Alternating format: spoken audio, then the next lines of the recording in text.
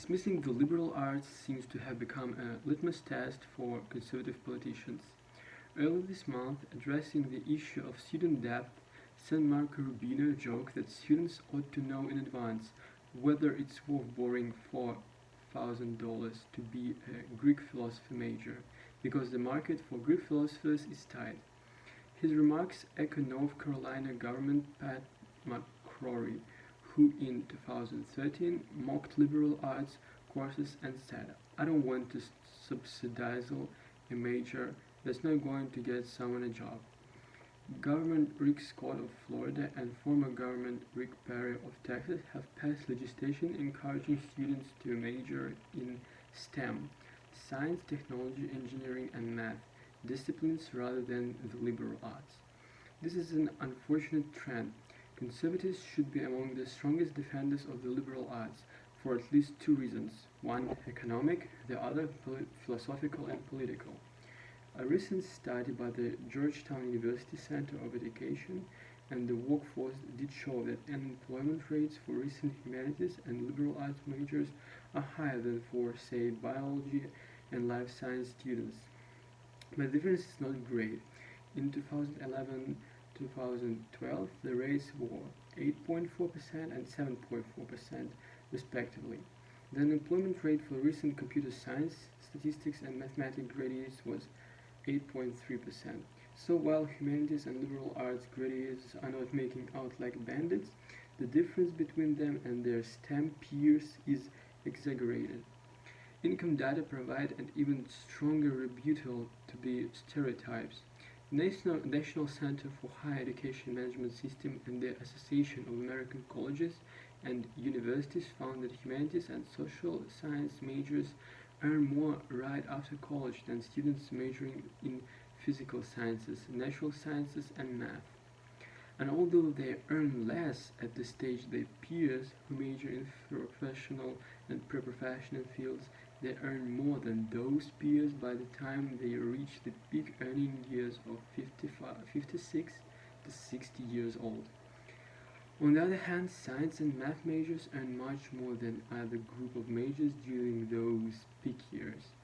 Income and employment are surely important, but financial reward is not all a college education offers to students and the state. By perpetuating this notion, conservatives ignore a long tradition that placed the liberal arts in the center of the thriving society and an informed citizenry. Thomas Jefferson recognized that a broad education could ensure the survival of new democracy. He recognized that even under the best forms, those entrusted with power have in time and by slow operations perverted it into tyranny.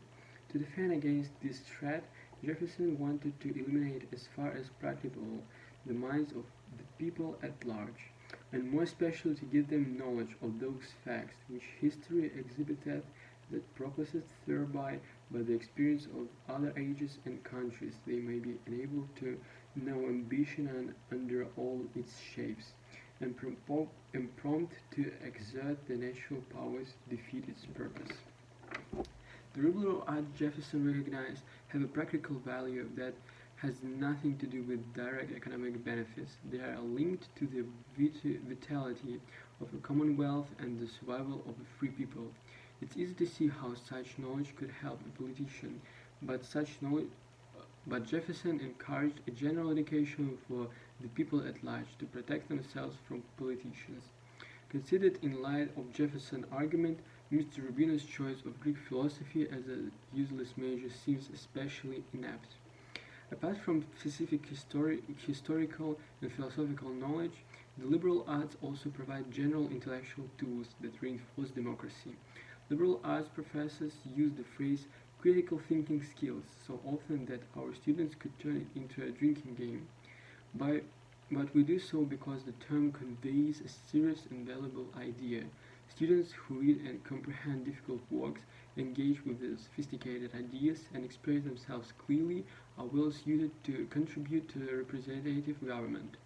Such a citizenry is valued by the left speak truth to power, but also by the right, which destructs centralized power and promotes a stronger civil society. Yes, college is too expensive. Of course, we need to find ways to control tuition and to ensure that grades don't find themselves chained by that. But conservatives won't solve these problems by scrolling the liberal arts. Instead, they will deprive students of our great intellectual heritage and leave them less capable of government themselves, and that would be profoundly unconservative.